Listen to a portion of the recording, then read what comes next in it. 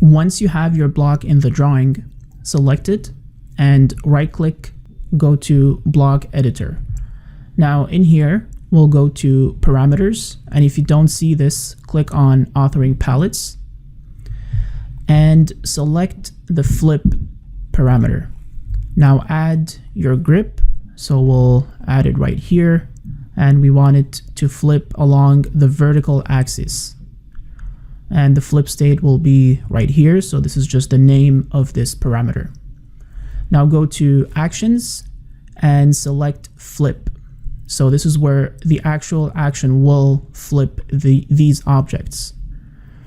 Now select the parameter, and we're going to select all of these blocks right here. Close block editor, save changes, and when you select your block, you can select this grip to flip it along the vertical axis.